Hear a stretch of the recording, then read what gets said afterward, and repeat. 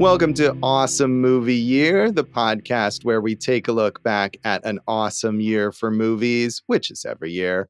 My name is Josh Bell, film critic and writer, and I'm joined by my co-host. I'm Jason Harris, filmmaker, comedian, and we welcome you to Awesome Movie Year! Awesome Movie Year! Awesome Movie Year! We welcome you to Awesome Movie Year! Now let's start the show. It's good that we can start a season with Jason singing in what sounds like an impression of Gollum from The Lord of the Rings. Josh demanded, he said, if we do this, you have to go all in on your Munchkin impression. I said, is that PC? And he said, it's out there. You can do an impression of it. Yeah. No, I feel like it's okay, but also it mostly sounds like Gollum. So we welcome you to my precious. Yeah, that's it. That's it. Real crossover there, going back to our Lord of the Rings episode. So why is Jason singing like a munchkin? Well, we're premiering our new season on the films of 1939, which is often regarded, and I think as we said when we introduced this or announced it, as the greatest or awesomest movie year of all. I think still, even all these years later, it's held up as a kind of gold standard. So we're gonna examine that and decide whether it's true, right? We're gonna give the final. Can't be worse than 53. Yeah. I know Jason was not a fan of that, but I'm always a fan of looking further back in film history. So I'm excited that we're doing this, and really this season, because I think it's regarded as such an amazing year for movies, is just full of classic after classic, and we are starting with really one of the most beloved, famous movies of all time, which is The Wizard of Oz. It's our box office champion episode, but one thing about going back this far is it's hard to find exact figures on how much money movies made at the box office or what were the top movies. One thing that is generally agreed upon is that the actual highest grossing film of 1939 is Gone with the Wind, but we will be getting to Gone with the Wind a bit later in the season when we talk about the Oscars Best Picture winner, which that's what it was. So as we've done, I think once or twice before, we looked a little lower on the chart. And that's where it gets kind of wonky, depending on what source you use and what source that is using. So according to The Numbers, which is a pretty good box office source, this is the highest grossing film of 1939 in terms of the money that it made in 1939. They say it grossed $12.3 million. Other sources say differently. Ultimate Movie Rankings has it at number 3 for the year. Wikipedia has it as the 5th highest grossing movie of the year with a gross of $2.048 million in 1939 itself. Ultimately, again, according to Wikipedia, it grossed $29.7 million across various re-releases on its budget of $2.8 million, which was, at the time, the highest budgeted film for MGM. So that's a lot of numbers by way of saying we just are not arbitrarily, but we decided this was a good movie to start with. It's famous, and we decided thus it would be the box office champion. It's the most watched film of all time. Yes. According to historians of people watching things. The Library of Congress, I believe, is the real name of the Historians of People Watching Things institution. You know, is that any better of a name, Josh? That's to be debated. So yeah, maybe they should change the name of that. Here's the quote from the Library of Congress, Josh. The Wonderful Wizard of Oz is America's greatest and best loved homegrown fairy tale, the first totally American fantasy for children. It is one of the most read children's books. Despite its many particularly American attributes, including a wizard from Omaha, the 1939 film adaptation has universal appeal. Because of its many television showings between 1956 and 1974, it has been seen by more viewers than any other movie. Yeah, I mean, the re-releases, whether that's on TV, starting in the early days of TV, or even in theaters at a time when the only way to see a movie again was to watch it again in the theater. There was a 1949 re-release that made even more money than the initial release. So we can say that this movie has been a big success, even if that success didn't all occur in the year that we're talking about. Right. It's, yeah, as you mentioned, lots of re-releases. I don't think I've ever seen it on the big screen, but watching it this time, it would be great to see it in a movie theater. Yeah, I mean, movies from this era always, I think, are great to see in a movie theater because there was no other way to see them and there was no consideration for seeing them another way. And so that's really how they're designed. And this movie is incredibly beautiful and visually impressive. And certainly, I've never seen it in a theater either, but I'm sure that is a great experience to have. Josh, I watched it with Scarlett, and I have a little interview with her coming up because I thought it was interesting to get her perspective. Because even when we were kids, I think we watched this at least once, twice a year. It was on a lot, and for her, it's not. She's seen it, but it's not like something she sees every year. It's not like, oh, the Wizard of Oz is on this Sunday. You could sit around the TV and watch it, right? So it's a totally different viewing experience. And it was actually our first time watching it together.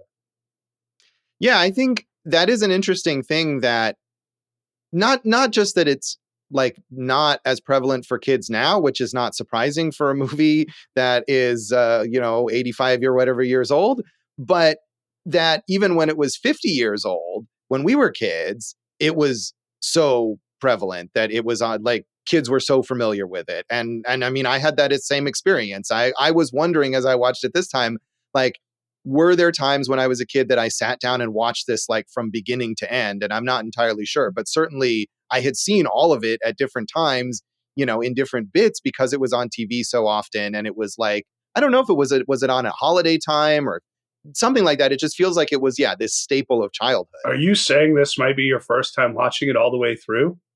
I'm not sure. It is possible. I can't tell you like a distinctive memory I have as a kid of sitting there and watching all of this movie. But on the other hand, this isn't one of those movies where I watched it and I was like, oh, wow, this part was new to me. I didn't remember that. Like, everything was familiar about it. That's good. I'm glad that the Cowardly Lion didn't pull a midway surprise on you there. Yeah. But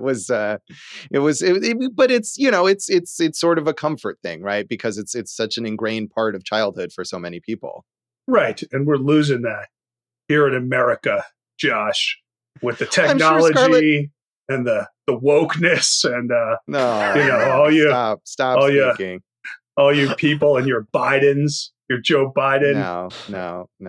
But I mean, I'm sure Scarlett has something, if it's not the Wizard of Oz, right? Something that is sort of there throughout her experience growing up, something that she watches constantly or that her friends watch with her or whatever. It's just not the Wizard of Oz. Yeah, and it's less movies, although now around the holiday times when we're recording this, by the way, I hope people understand I was being facetious with my political stances there because, you know how audio gets clipped nowadays. Yes.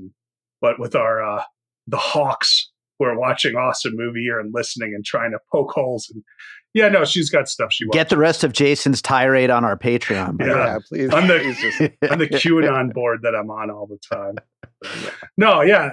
It's a lot more TV stuff, but the holiday movies, I think more than anything else, like she has ones that she likes to come back to every year, just like we do. Right. That's what I'm saying is that, and it's actually pretty amazing that The Wizard of Oz lasted as long as it did as that kind of thing for children who were born so many decades after this movie was released. Yeah, no one's watching Grapes of Wrath. These kids aren't watching that. Maybe they are in school. I don't know. So this, of course, is based on the book, The Wonderful Wizard of Oz by L. Frank Baum, which was published in 1900 and was hugely popular before this movie came out. He had published 13 books in his Oz series between 1900 and 1920. The Wonderful Wizard of Oz was first adapted as a stage musical in 1902. It had already been made into various short films, silent films, animated, and there was a full feature film, silent version of this in 1925. So even going into this, before it became such a phenomenon as a movie, it was already this like massive cultural phenomenon as sort of a franchise. Have you ever seen that 1925 silent film? I have not. I was busy this week and wasn't able to watch anything in addition to this. Just looking on Letterboxd, it sounds like it's maybe not great and, more of a footnote. But I've seen other various versions later that I'm sure we'll talk about later, but I have not seen that silent version. I think you tried to track it down too, right, Jason? Yeah, it wasn't that easy to track down this week, so I didn't watch it either. But Yeah, we've all seen other iterations of this. I haven't read any of the books. Obviously, Dave hasn't because he doesn't know how to read. Josh, have you? Mm-hmm. No, I haven't. And I'm a little surprised that I haven't, because certainly this is like a beloved kind of fantasy book series. And that's something that I would have been into like maybe in middle school or whatever. And I maybe as much as the movie was a staple of our childhoods, reading the books wasn't. I don't recall any like friends of mine having read the Oz books necessarily. Yeah, I researched a lot, but I didn't see anything. I mean, there has to be other adaptations from other books, right, in this Oz series? Yeah, I think Ozma of Oz is one that has been adapted as more often, but this is by far the one that gets the most adaptations. And I think it's like, like the Chronicles of Narnia, where we see The Lion, the Witch, and the Wardrobe, the first book, adapted multiple times, but the later books in the series don't end up adapted nearly as often. And I think it's just the one that people are most familiar with from childhood. In your face, Bridge to Terabithia. That's not part of that series. I got nothing. Also, there is a Bridge to Terabithia movie, which is great, and I would recommend it highly. In my face. Yes. So, this movie was directed by Victor Fleming, who had quite a year in 1939, directed this film and Gone with the Wind, which is pretty amazing. But in both cases, he wasn't the only director. Here, he was brought in after the original director, Richard Thorpe, was fired after 2 weeks of shooting. George Cukor then came in to kind of oversee the transition. Then Victor Fleming was the director of the bulk of the shoot. And later, when he had to leave to go direct Gone with the Wind, King Vidor came in and finished it. So quite a lineup of sort of huge Hollywood directors from the 1930s. But even if Victor Fleming isn't the only or primary creative force here, the fact that he made both those movies in a single year is pretty amazing. Yeah, that's about as good as you can get. King Vidor sounds like the monarch of Liechtenstein to me. Yeah, no, he's a very well-known classic Hollywood director, but he came in later and didn't even want people to know that he had worked on it because he didn't want to take any attention away from Victor Fleming, and didn't even reveal that had happened until after Victor Fleming died. This movie, in addition to its maybe box office success. No, it was a box office success. It was a box office success, yes. In addition to that success, it was nominated for 6 Oscars, including Best Picture, Best Art Direction, Best Special Effects. It won Best Original Song for Somewhere Over the Rainbow, Best Original Score, and an honorary juvenile Oscar for Judy Garland that was for both this and the film Babes in Arms. And I thought this juvenile award was kind of fascinating. It was an honorary award that was given a total of 12 times by the Oscars. The last time it was given was to Haley Mills in 1960, and it was a little miniature Oscar, was half the size of the regular Oscar. So well, that's adorable. Noel Langley, one of the writers on this, was also one of the writers on Babes in Arms. So that was interesting. How old was Judy Garland when she made this? 17, I believe. Yeah. And there's tons of stories about like the mistreatment she received, which nowadays wouldn't happen. I hope not. But one hopes. Right. So, and I wanted to also shout out Herbert Strothard, who won that Oscar for the Best Original Score. He has 12 Oscar nods and the win for this one.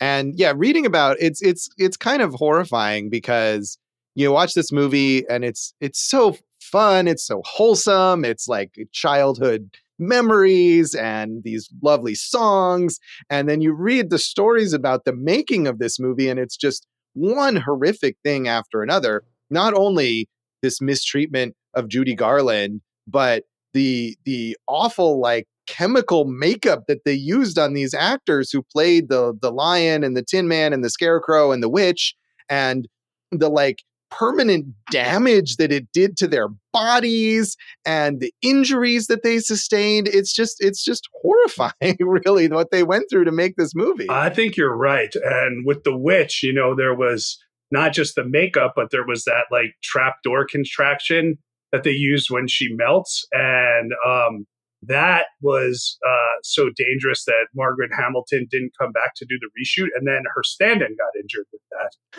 Right, a smart call on her part, but yeah, she got burns on her face from her makeup. Buddy Ebsen, who was originally cast as the Tin Man, eventually had to drop out because he was poisoned by inhaling the fumes from the makeup that they used for him.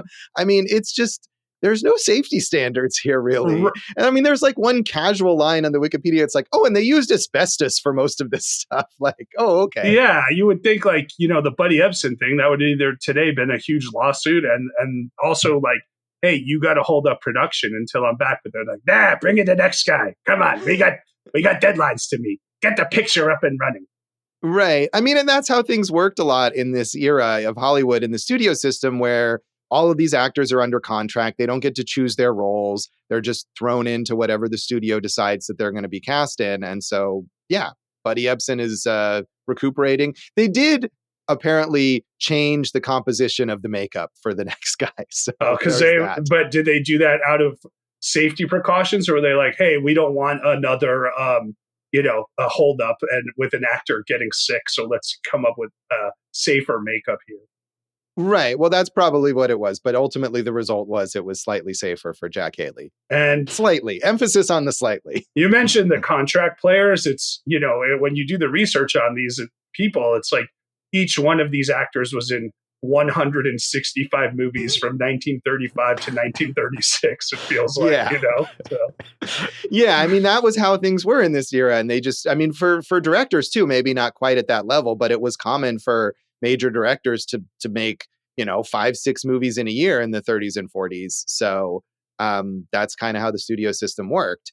But even so, I mean, regardless of whether these actors were kind of just recruited for these parts, they all do great work, I think, here. I think it's good. I was kind of fascinated by Burt Lahr on this one, The Cowardly Lion, because he's kind of in his own movie, it feels like, he's just doing his own thing there. And it's like, it works, but like, really, it's totally different than the rest of the cast, it feels like. Yeah, he's doing this kind of like, why I oughta, little voice, which I enjoy. Ain't it the truth? Ain't it the truth? Yeah. And it's great because it's like, it's definitely a 30s tough guy kind of persona. And I like that about it. And one of the few pleasant stories about the making of this film is that they had to retake a lot of his scenes because the other actors were cracking up at the way he read his lines, and which is, you can't blame them, right? Yeah, put him up. So critics were mostly positive about this film. And I have to say that one of the things I'm very excited about for this season is all of the old-timey newspaper speak that we're going to get. And probably the names of these critics as well. Yeah, not this time, but I think probably in the future we will have those. So starting with Frank S. Nugent in the New York Times. Frank said, what an old-timey name. What a crazy name. Frank Nugent said, by courtesy of the Wizards or Hollywood, The Wizard of Oz reached the screen yesterday as a delightful piece of wonderworking, which had the youngsters' eyes shining and brought a quietly amused gleam to the wiser ones of the oldsters. Not since Disney's Snow White has anything quite so fantastic succeeded half so well. A fairy book tale has been told in the fairy book style, with witches, goblins, pixies, and other wondrous things drawn in the brightest colors and set cavorting to a merry little score. It is all so well-intentioned, so genial, and so gay that any reviewer who would look down his nose at the fun-making should be spanked and sent off supperless to bed. Yeah, that's right. You don't like the movie, you don't get to eat dinner. That's right. He does go on to criticize some of the special effects. So he deserved a spanking too. I like the special effects. In fact, yeah, I do too. In fact, Josh, not since George Méliès's A Trip to the Moon have I been so dazzled by the effects on the screen. They are impressive, although apparently they lost that Oscar.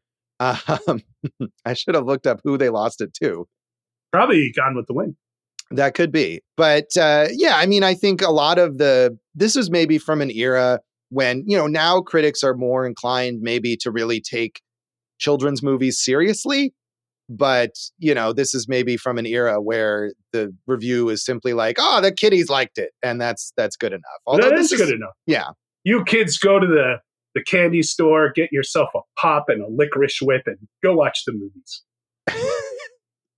I'm gonna assume that is what the kids were having in 1939.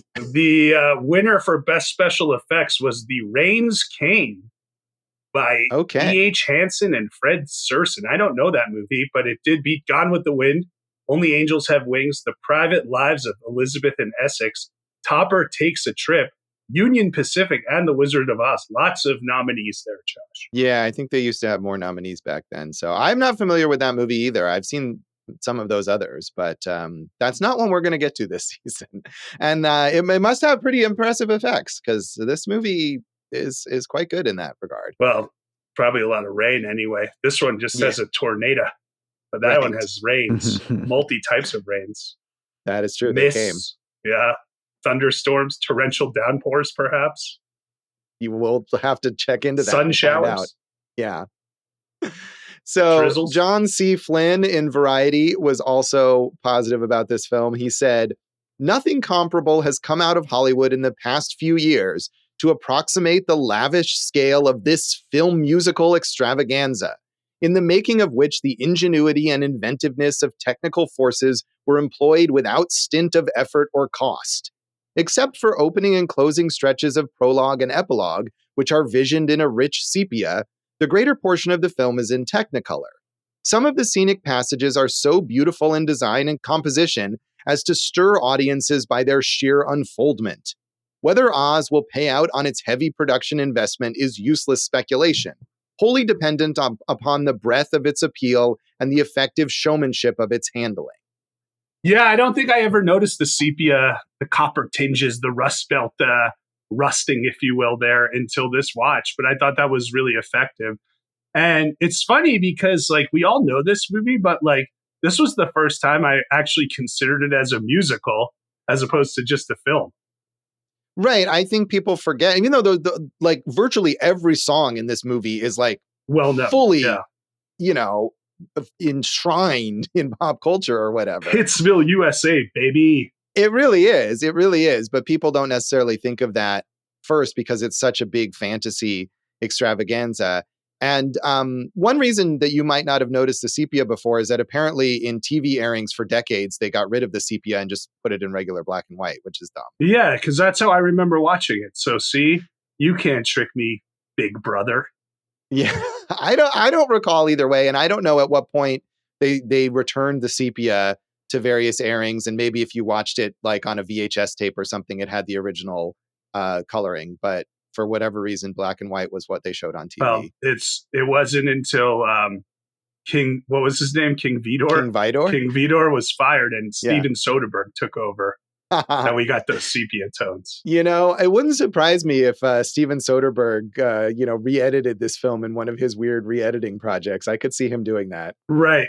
To just do everything from the point of view of the Scarecrow or Toto or something along those lines. Or maybe, edited it together with one of the various, spin-offs or remakes, like he edited the two versions of Psycho together.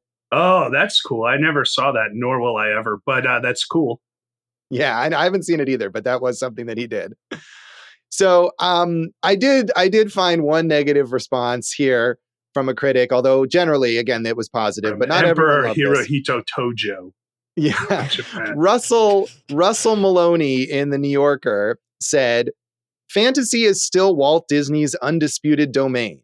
Nobody else can tell a fairy tale with his clarity of imagination, his simple good taste, or his technical ingenuity. This was forcibly borne in on me as I sat cringing before MGM's Technicolor production of The Wizard of Oz, which displays no trace of imagination, good taste, or ingenuity. I will rest my case against The Wizard of Oz on one line of dialogue. It occurs in a scene in which the Wicked Witch is trying to persuade Dorothy, the little girl from Kansas, to part with a pair of magic slippers. The Good Witch interrupts them, warning Dorothy not to give up the slippers, whereupon the Wicked Witch snarls, 'You keep out of this.' Well, there it is. Either you believe witches talk like that, or you don't. Yeah. I don't. Since The Wizard of Oz is full of stuff as bad as that or worse, I say it's a stinkeroo. Of course, at the end of that review, he goes on to say, this is all the fault of us giving women the right to vote. I know it's not quite that bad, but it is kind of amazing to me that he quotes that completely innocuous, forgettable line of dialogue as like his line in the sand. And I imagine he must hate that Burt Lahr performance because he obviously thinks somehow that these magical creatures should not talk like modern people or whatever. And that's his big objection here. Oh, yeah. And, Dorothy on a journey alone, letting a woman out of the house. What the heck? You know, you're ascribing viewpoints that he does not express in this review. But, it feels like it's not that far off, though. I mean, if he's that offended by the witch, he doesn't care that the witch wants to like murder the dog or anything like that. It's just like, how dare you talk to another witch like that? That's not how witches talk. Me and my coven say otherwise. Coven, thank you, Mark Borchardt. I think he's just right. The idea that somehow this is like it doesn't sound fantastical enough, or I don't know. How do you think he thinks witches sound, Josh? Yeah, I'm not sure. Like she should speak in, iambic pentameter like she's in a Shakespeare play or something like that. So I don't know. I just like that he used the word stinkeroo. I think that was my favorite part. Look out for Josh's reviews on in old-timey newspapers coming soon. Yeah. So, as we said, there's a ton of stuff going on with this film, but is there anything else in particular that you want to mention about the background? There are so many drafts written by so many different screenwriters, including Mank. Mank. Where was this in Mank? Yeah, so it's funny when they're like, "Hey, we gotta appeal to the kids, so let's put a jitterbug scene in there," So there's all types of stuff like that, and then also, Ogden Nash wrote a version of this. The studio almost cut Somewhere Over the Rainbow because they were like, it's too long. So it's just funny how these things end up working out, Josh. Right. I mean, I think it's good that they did cut that jitterbug because I feel like, as you said, that it was obviously meant to appeal to the kids or whatever, and it would have made this seem incredibly dated. Like a movie that put the Macarena in a fantasy story or something like that. Now you're onto something. Yeah. So obviously, as we've said, both of us, watched this many times as kids. Is that the case for you too, Dave? Well, like you, Josh, I don't remember like watching it in full as a kid or anything, but I did see it in the theater at the 80th anniversary 5 years ago, and then did a Piecing It Together, Breaking It Apart episode on it. So yeah, that was my first time watching it like in full, as far as I remember anyway.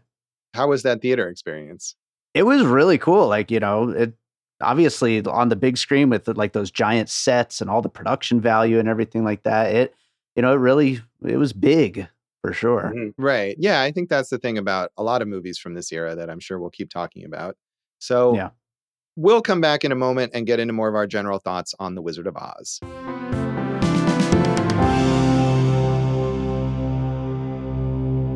Welcome back to Awesome Movie Year. In this season on the films of 1939, we are talking about The Wizard of Oz. And Jason, you said this was the first time you looked at this film as a musical. Yeah, I mean, we all know it as a movie, and we know there are, like we said, every song is so well known, but I had never really considered this like a musical for some reason. Am I the only one, Josh? No, I mean, I think one of the reasons is that because it's not, like, there is a stage production, but I don't think this is based on the stage production. And so this isn't something that we see, it doesn't show up on Broadway per se. I mean, we have like Wicked that shows up on Broadway, but these songs in this story don't show up that way necessarily, or in like community theater productions so much.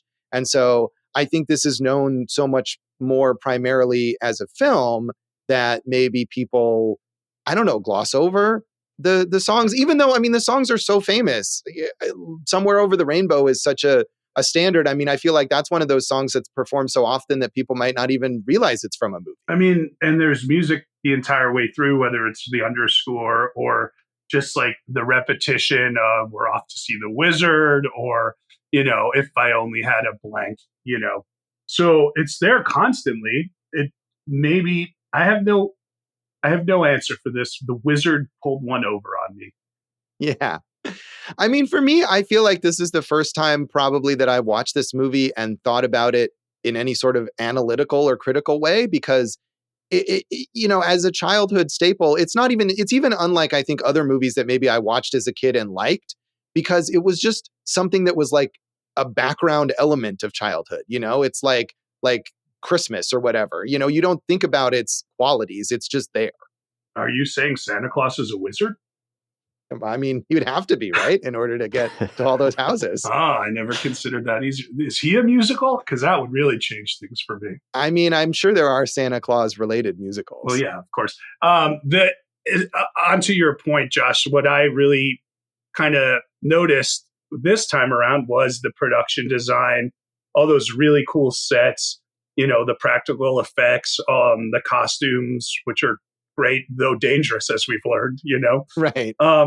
But yeah, that's really what kind of did it for me, was like, hey, this is a cool set that they've made to look like Kansas, or an approximation of it. And then how whimsical the, Munchkin Land is, and everything. I really dug into that. Yeah, it is beautiful. And I think, regardless of it not winning that special effects Oscar, like, a lot of this stuff looks really good. And like, it's hard to say, like, does it hold up? I mean, you can watch this movie and see the matte paintings, and they're obviously matte paintings. They don't look like a real place. But I feel like they still look really good, which I think are two different things. And I especially now with CGI, I think we're so focused on the idea of special effects looking real, looking like they're not special effects. And there's value in stuff that doesn't look real, but still looks wonderful. It looks whimsical. It looks fantastical. It looks beautiful. That definitely makes sense for this piece. And part of that is because these are all practical effects, obviously, right? Like, I think the thing with those CGI effects is that when they look bad, they take you out of the movie. This, as you said, is a whimsical, magical world where it makes sense, and also just showcase this level of craft by everyone who's working. Yeah. And I mean, the way they set this up too, where they're really emphasizing the idea that this is probably like Dorothy's dream. I mean, that makes it even more kind of relevant for it to be like fake. I mean, fake sounds like a negative word, but not realistic or whatever. And like, that's how dreams are. Right. It's a fever dream. Yeah. I mean, this shouldn't look like a dream from Inception or something like that, where it's all very cold and realist and logical or whatever. I wonder who Inception Dorothy to get her to the Land of Oz. Well, I mean, clearly she has been inceptioned, because, right, every person in her life shows up as a figure in the Land of Oz. The three farmhands on Auntie Em and Uncle Henry's farm are the Tin Man and the Cowardly Lion and the Scarecrow. And then the awful neighbor shows up as the Wicked Witch. The sort of traveling fortune teller guy shows up as the wizard. So definitely she's been inceptioned here. There's a lot going on. We should get to the bottom of this. Someone should true crime this thing up. I mean, it's not a crime per se. Oh, never mind. Then I take it back. Hey, you know who was real motor on this thing, who really did a lot of work? Toto. Toto did, yeah. He was. I know. Dave's always a big fan of dogs in films. Is this one of the greatest dog performances, Dave? Would you say? It's up there for sure. Although Toto does seem to be kind of doing his own thing in a lot of scenes. Like, he's just kind of like looking off screen sometimes, barking at stuff. But he's awesome though. Yeah, I mean, there's definitely a lot of scenes where Judy Garland is holding him, because presumably they didn't want him to run away or whatever. Yes, exactly. But I mean, I think it works for the story because Dorothy is so attached to Toto. I mean, really, her entire experience is motivated by her love for Toto. She's running off to rescue him, and that's why she gets caught in the tornado or whatever. Yeah. So I feel like her clinging to Toto when she's in this strange world actually makes sense for her as a character. Yeah, and part of what makes the witch so great is how she wants the dog, So like, that's awesome. How well do you think Judy Garland acts in this movie?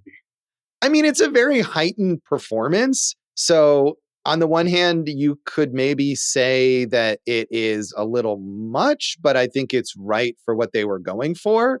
And it's fascinating to read about that original director and the footage, Richard Thorpe, the original director, and the footage that they shot when he worked on it, which apparently is lost, where he had Judy Garland speak in some kind of baby doll voice and put her in a blonde wig. I mean, that sounds like it's much worse. Right. I'm not questioning nor knocking the acting. I'm just saying, like, what age does that character with that affectation appear to you to be?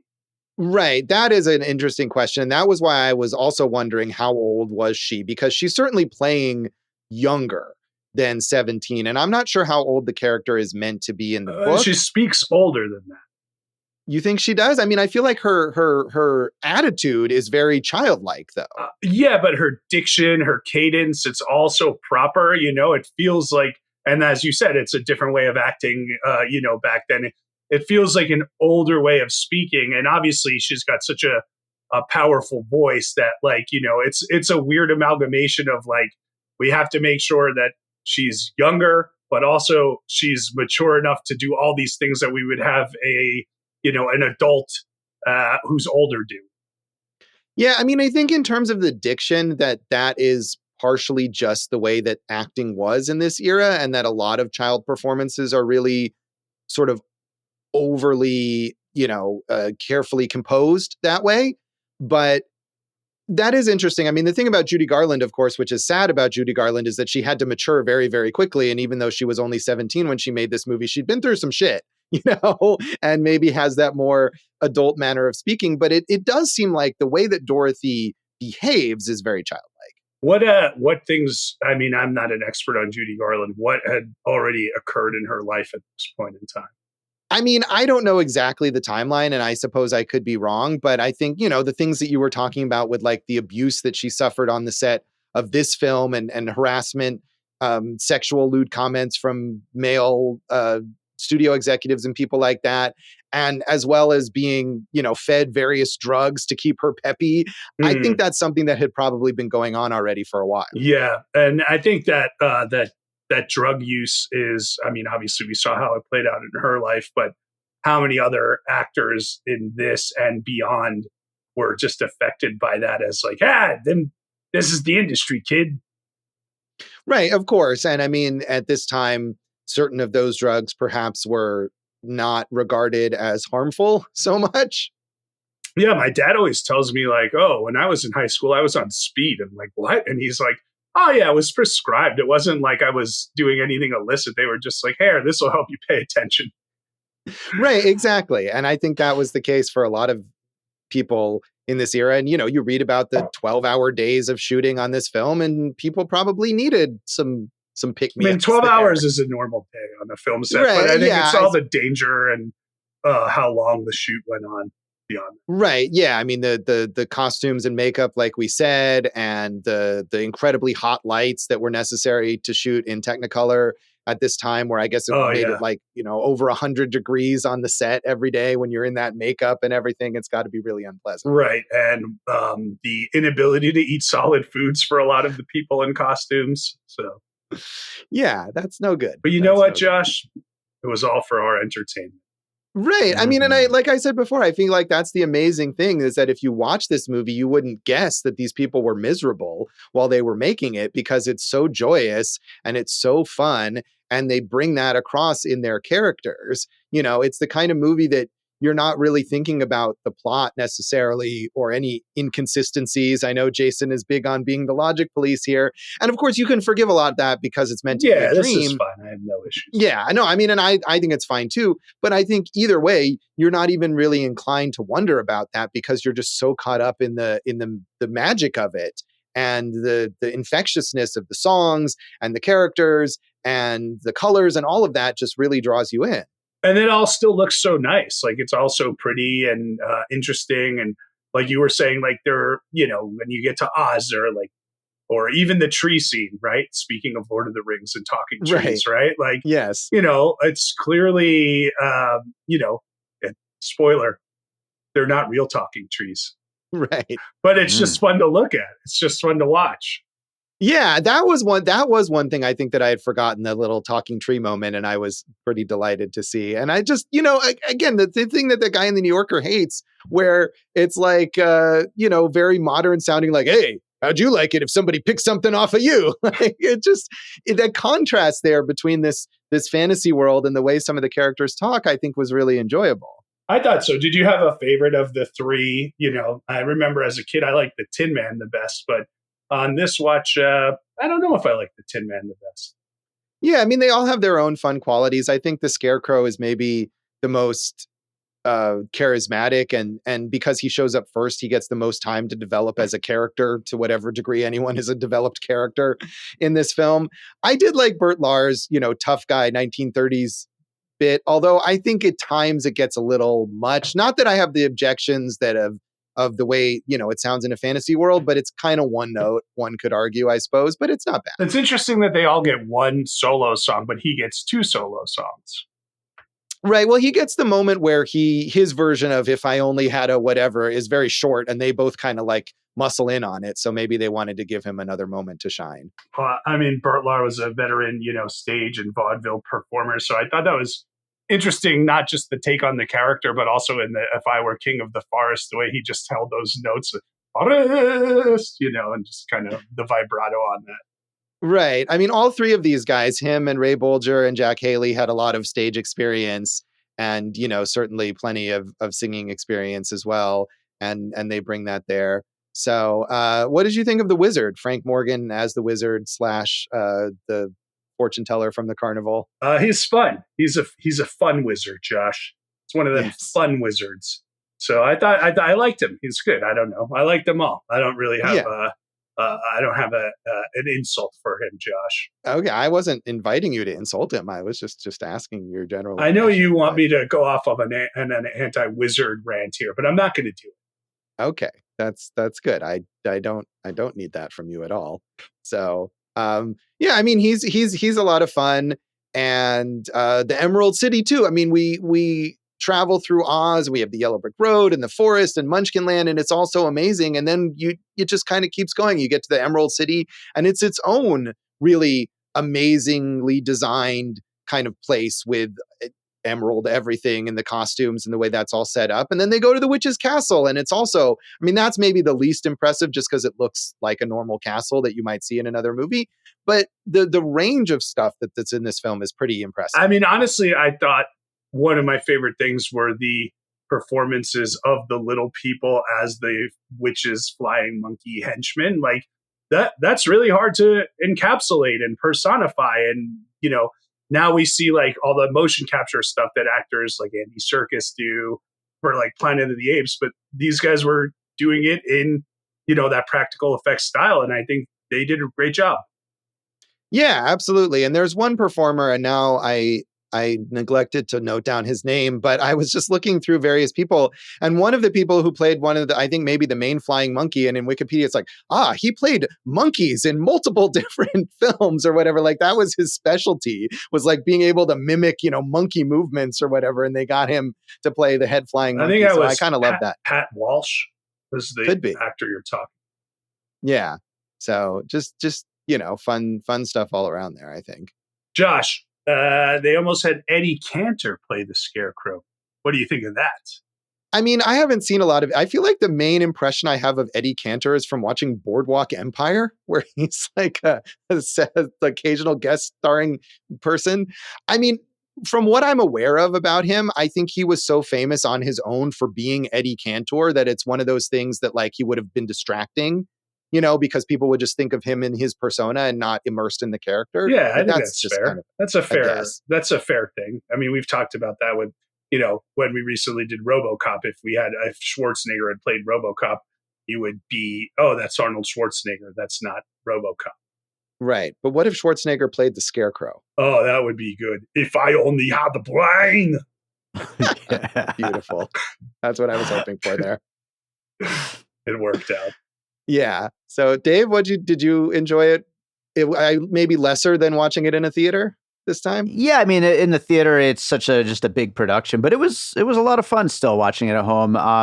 Jason said he always liked the Tin Man growing up. I love the Tin Man's dance moves, which clearly, inspired Michael Jackson. Yes, I was thinking that too. Yeah. So, yeah, that was a great sequence. And it's just fun from beginning to end. So, Josh, some of the other alternate casting I found was Shirley Temple and Deanna Durbin as Dorothy. I mean, Shirley Temple, I don't know how old she would have been, but I feel like, again, that's such a well-known persona. It might have taken you out of the movie. Yeah, and I'm not sure either how old she was, but I feel like she was younger, definitely. And that would have really gotten more of the like kind of little girl qualities of Dorothy, which I don't know if that would have been better. Yeah, and then W.C. Fields, Ed Wynn, and Wallace Berry as Oz. I think W.C. Fields would have been a fun Oz. That would have been fun. And he's another one who has such an established persona that could have been distracting. But I think for Oz, Right, who's a minor presence, that probably would have worked. Yeah, and he's this traveling kind of showman. So I think that Right. would have worked well also. Yes, we may be talking about W.C. Fields later this season. Ooh! It's just trying to tease a whole bunch of stuff coming up here. Yeah, the Fields heads are getting ready. So. They are. I hope they are. So, I don't know. Is anything else that stuck out to you watching it this time? No, I mean, I think, like I said, it's I really kind of looked at it from more of like the musical angle and also from that production design angle. So it was fun.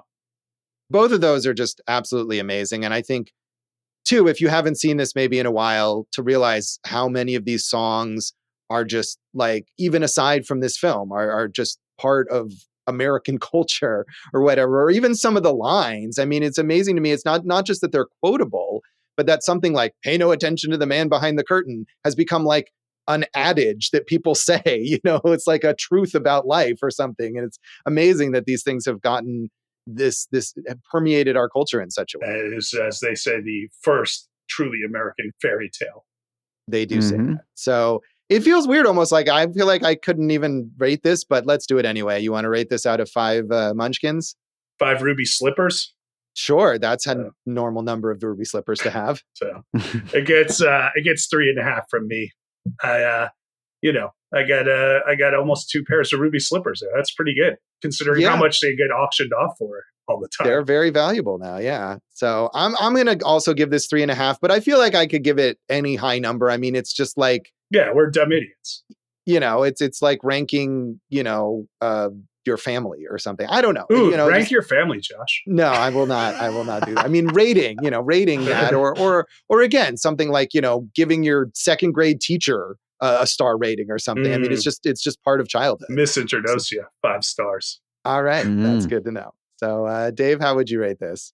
Yeah, I went with 4, but I agree with you guys. It's just like, what's the point of rating The Wizard of Oz? Yeah, let's rate Josh's family instead.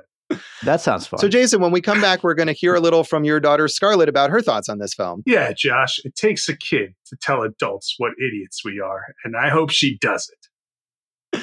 So, come back for Scarlett's thoughts on The Wizard of Oz.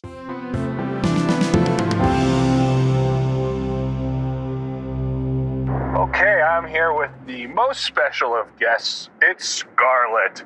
Hi. Hi, Scarlett. How many times have you seen The Wizard of Oz? 2 or 3. That's it? Just 2 or 3? Yeah. What was the first time you saw it? Do you remember? Like when I was very little. Who did you watch it with? I don't know. You don't know? Nana, probably. Your grandma, yeah. So you don't have many memories of it. Like when I was a kid, we used to watch it all the time. You just watch it. And what did you think of it the first time you saw it? I don't remember. What did you think of it last night when we watched it? It was good. What do you like about it? The witches. The witches? The Even evil witch. really? Yeah. Even when she dies? I don't like that part because I want her to live.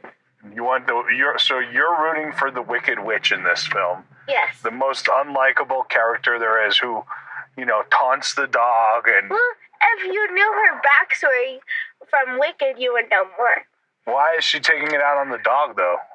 I don't know. She's a wicked witch.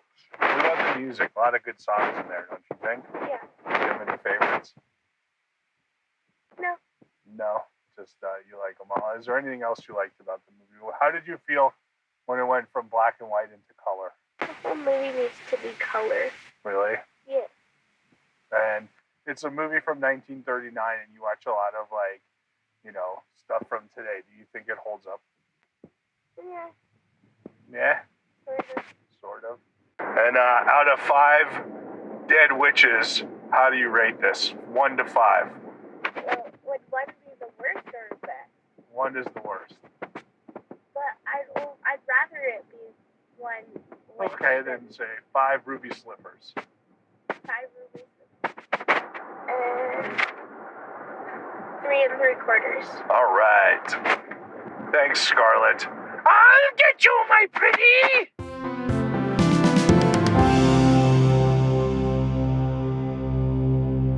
Thanks, Scarlett. That was fun. My daughter giving some hot takes on the Wizard of Oz there. So I enjoyed that because, like I said, Josh, it's different for her watching it than when we were watching it as kids. And, even now, like, what are the things that she responds to and what are the things that just don't kind of resonate with her?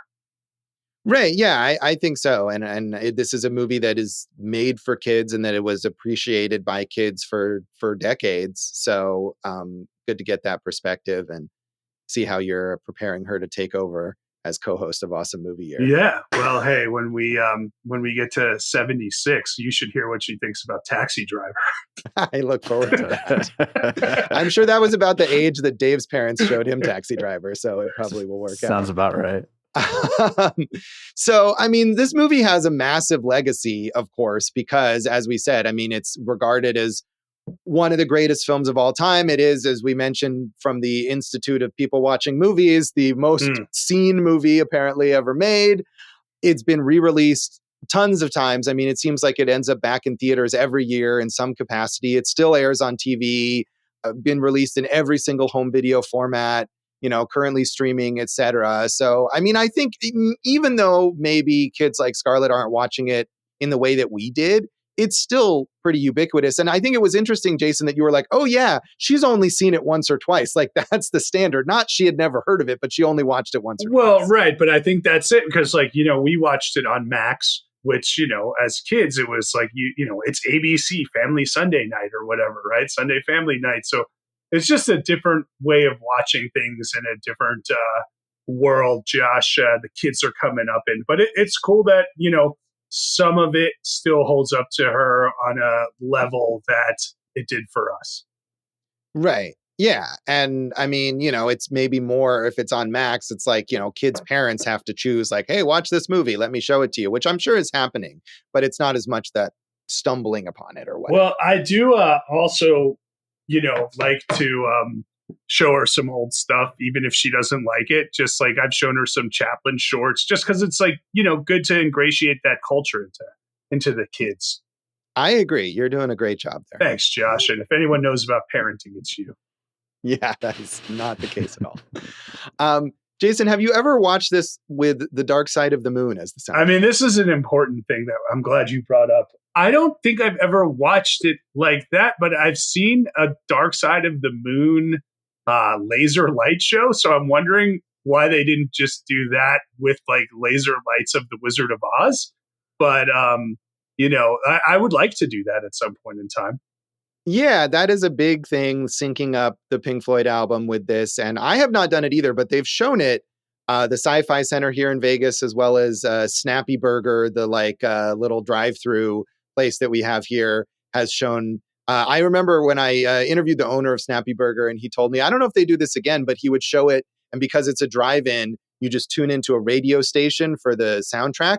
And he had one station that played the regular sound and one station that was playing The Dark Side of the Moon. So you could kind of flip back and forth or whatever, which seemed like a pretty cool thing. Oh, it's too bad he didn't have like a splitter so you could have one in each ear.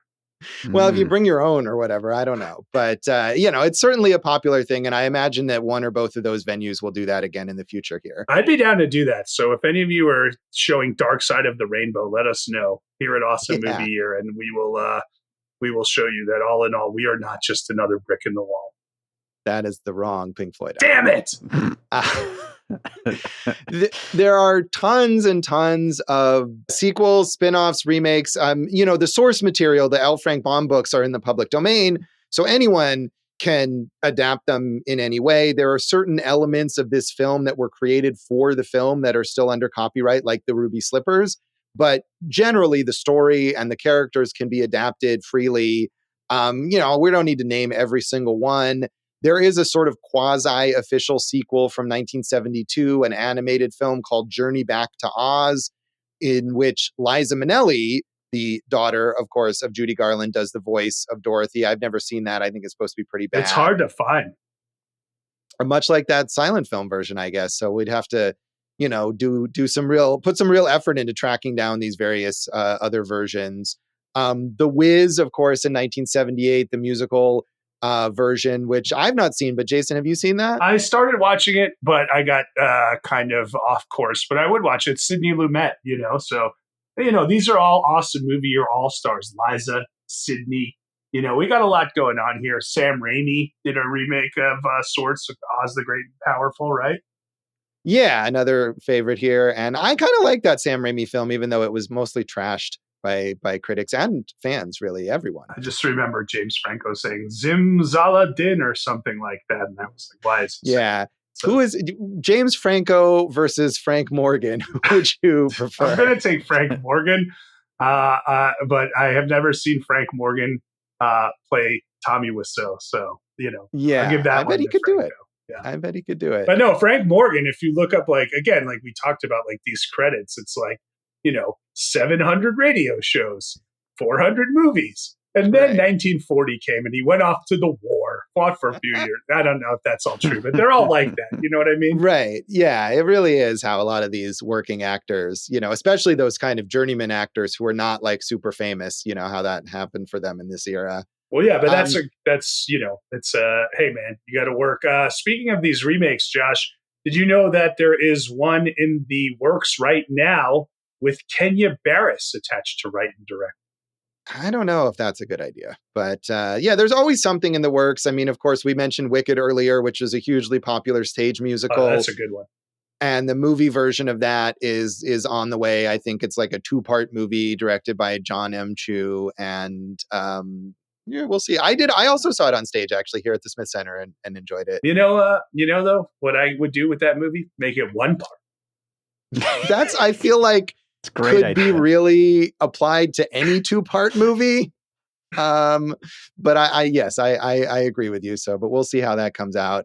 I quite like Return to Oz from 1985, the Disney movie that was famously a flop at the time, but is a big cult classic and is incredibly dark and, scary for children, but is really well done. And talk about creative practical effects and everything with Fairuza Balk as the sort of traumatized older Dorothy. And I like that film a lot. Have you seen that? No, but that sounds good. I gotta check that one out after The Wiz. I'm gonna finish The Wiz first, Josh. The Wiz is great. Yeah. Josh, what about Judy Garland? Do you think she gets the credit she deserves as this legend? Meet Me in St. Louis, Judgment at Nuremberg. Obviously, such a great live performer, but the same way, like when we talked about Marilyn Monroe, all the paparazzi storm surrounding her is like, does she get the credit as the star that she was for everything she was capable of? I mean, I think she has more so lately. I think as time has passed and all of the like scandal or whatever has faded from people's memories and we're not watching or seeing, that kind of coverage, what we're doing is we're watching the movies and the TV specials and the concerts that she made when she was alive and seeing her great talents. I do think she gets more respect. I mean, there was that biopic about her with Renee Zellweger, which did focus on her later years and some of her troubles, but I think that partly at least served to celebrate her talents. And yeah, she's amazing. I mean, Meet Me in St. Louis is fantastic. Easter Parade, The Harvey Girls, a couple other great musicals that I've seen from this era that she was in. And just she has this mesmerizing presence when she's, bringing the full weight of her talents to something that is fantastic. I think that's true. She's the first woman to win the Grammy Award for Album of the Year, Judy at Carnegie Hall. And I would love to listen to that or find, I don't know if it was videotaped, do that and then watch Liza with a Z afterwards, which, as you know, I'm a big fan of. Right. The Bob Fosse special. Right. That was Liza Minnelli.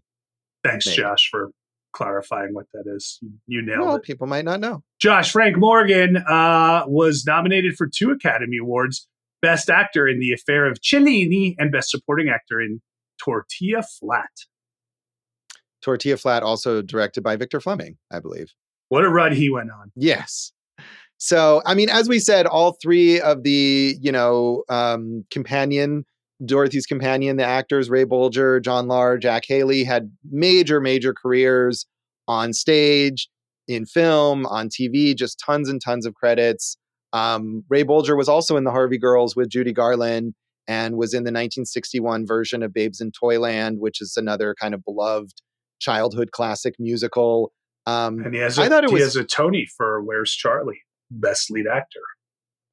I found it fascinating that Burt Lahr was the star of the first American production of Waiting for Godot. Yeah, but it was a big hit in Europe. I guess he toured it in Europe. It didn't maybe make as much noise over here. But what if... Yeah, if he had done it as the Cowardly Lion, is that where you were going with it? I was. I didn't want to interrupt your more serious observation that you were making there. but I was thinking the same thing. Like, what a strange way to perform it. But I think, obviously, we're joking. It just shows the type of range he had as a performer. Right. And I think all of these people did. But, one thing that happens, of course, because of the success of this film is that they're like, you click on, Wikipedia entries for all of these people. And the first thing says, best known for their role in The Wizard of Oz. Like, that was the thing that defined the careers of pretty much all of these people, maybe except Judy Garland, because she did so many other amazing things. But the rest of them, Margaret Hamilton as well, who played the witch, had a huge career into like the 1970s, but often was doing little cameos as a witch character or whatever that were kind of winking at what people were familiar with.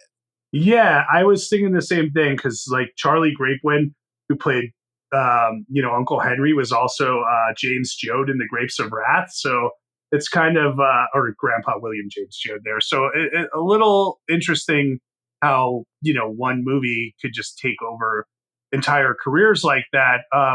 Josh, do you remember where we talked about Jack Haley, the Tin Man, before? I don't. Did we talk about him in another one of our episodes? Uncredited. His final performance. He was the master of ceremonies in New York, New York. Oh, wow. Yeah, I mean, and I'm sure that was, because of course that movie is very consciously throwing back to classic musicals, that was something that Scorsese wanted as a reference to classic musicals. I guess. I mean, if you believe he knows film history, I guess that makes sense. I mean, as we established in that episode, he was on a lot of drugs around that time, but I think he still was probably familiar. I'm sure. I'm obviously being facetious. Josh, Billy Burke, yes. You got to talk about Glinda. Come on, man. Best supporting actress nomination for Merrily We Live. And, she is the witch we all aspire to be. Sure. She's kind of condescending though, right?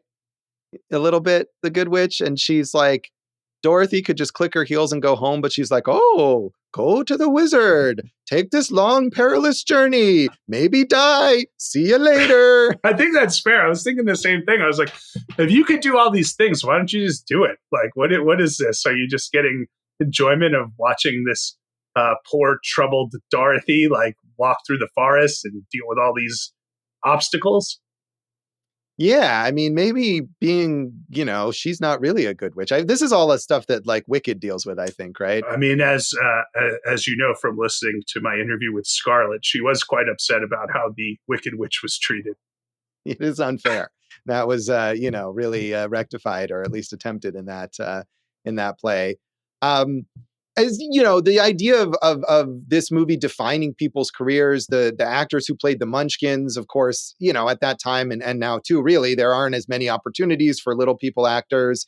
And, so many of them were just defined by having been in this film, and they would do, conventions and stuff forever. The final surviving cast member of this film was Jerry Marin, who was one of the Munchkins and who died in 2018. So, 80 years or whatever of people, making these appearances related to having been in The Wizard of Oz. Josh, what about that hot rumor about the Munchkin who killed himself in one of the shots of the film? Have you ever heard that? I haven't, but I'm guessing that like the ghost in 3 Men and a Baby that we talked about, that's probably just an urban legend. Yeah, or the penis on the cover of the Little Mermaid box. We never did an episode on the Little Mermaid. I'm just talking. Okay. Victor Fleming, this was kind of toward the end of his career. He had been very, very prolific, as we say, that directors were going back to the silent era. He made, I think, 5 or 6 more movies after this, including, of course, Gone with the Wind in the same year. A Guy Named Joe that he made after this was also, is a pretty big classic. His final film was Joan of Arc in 1948, and he died fairly young in 1949. But it's interesting to me that we don't, we're going to talk about so many directors this season that are considered in the pantheon of like great American filmmakers. And Victor Fleming really isn't in there despite this insane accomplishment. And not just that, like, look at these 2 movies in the same year. It's not like these were 2 easy, like, single room talkies, right? Where it just back and forth. These are like epic productions here. I was trying to think of some like analogous year that some other major director has had. And the best Soderbergh, Traffic, and Aaron Brockovich. That's a good one. I was thinking of Spielberg with Jurassic Park and Schindler's List, which I think have that same dichotomy in terms of style. Yeah. Yours is probably a better fit. But I mean, that was obviously a huge accomplishment for Soderbergh too. And, didn't he get nominated twice for Best Director for both of those films that year? He beat himself, and he's still angry about it. How good. How about Josh Ty West for Pearl and X? I mean, I love those films, but I don't think it's quite the same thing. Okay. Never mind. Yeah. So, Dave, do you have any thoughts on the legacy of this? Is this a musical influence on you ever?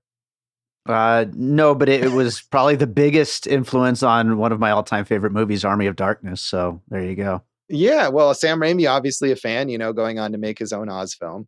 Yeah. I remember when I watched that Oz film, I was like, this is just Army of Darkness for kids. And then I went back and watched Wizard of Oz. I was like, oh, this is Army of Darkness for kids. So yeah, I think that was what Victor Fleming had in mind when he was making this film, was Army of Darkness for kids. Say this remake goes forward, who do you cast as Dorothy? Is it someone like Zendaya, or is she too old already to play that part, or what do you do? I mean, I think she's too old, but yeah, it's going to end up being some pop star or some like Disney, the equivalent of like, Selena Gomez, but when she was much younger, or someone like that, Miley Cyrus, whoever is the current, I'm not sure. You could ask Scarlett. Scarlett would probably know who would be the one to be cast as Dorothy in this. Maybe Thomas McKenzie could do the voice. Do the Dorothy voice? That little voice. Yeah. Yeah.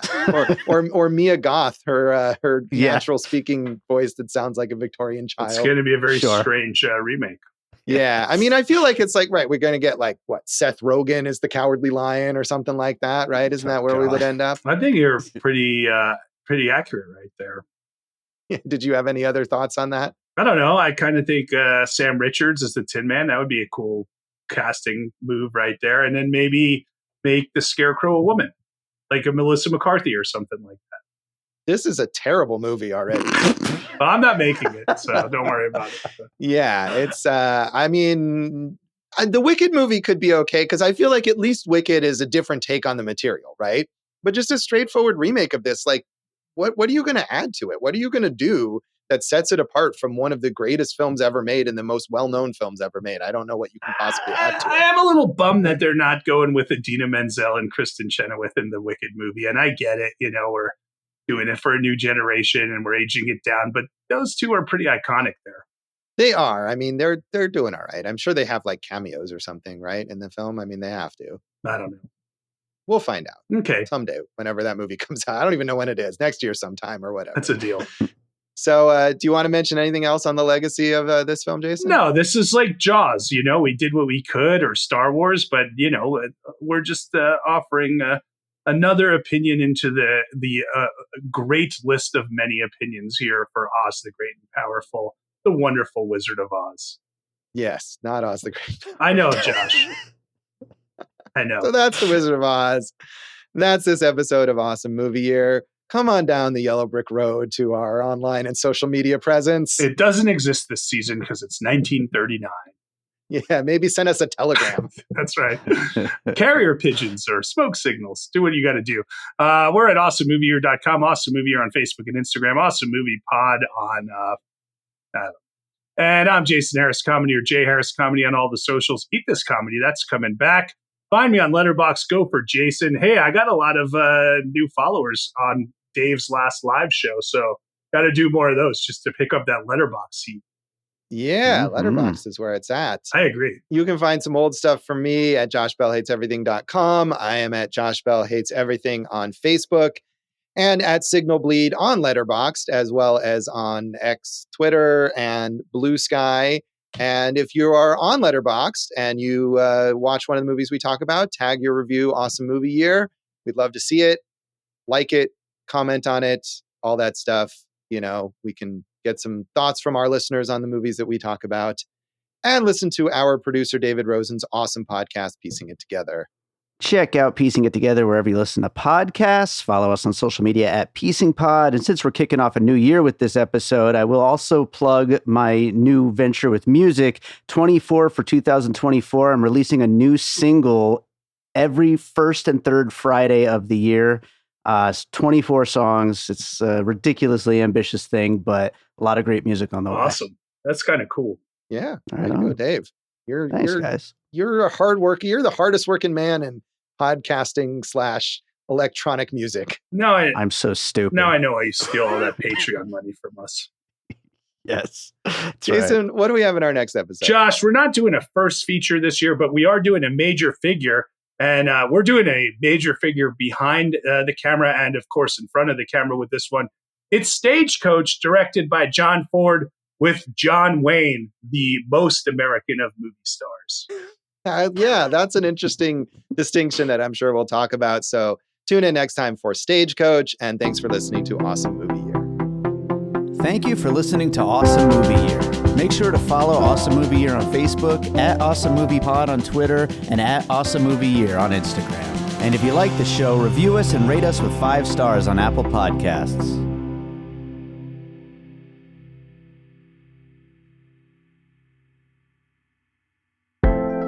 An All Points West production, produced by David Rosen in Las Vegas.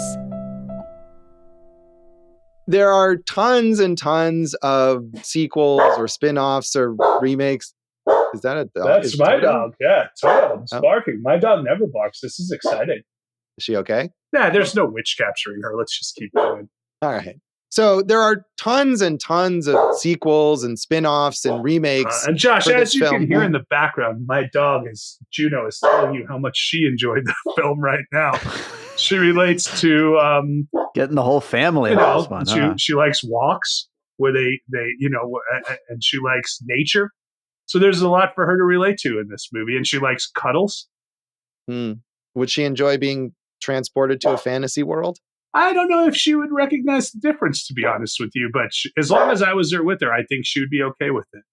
Right. That's nice. Just like Toto and Dorothy. Right. The sweet little relationship I mean, you got going on there. When we planned this season, did we really think I'd get the whole family involved, Josh? And I've done it.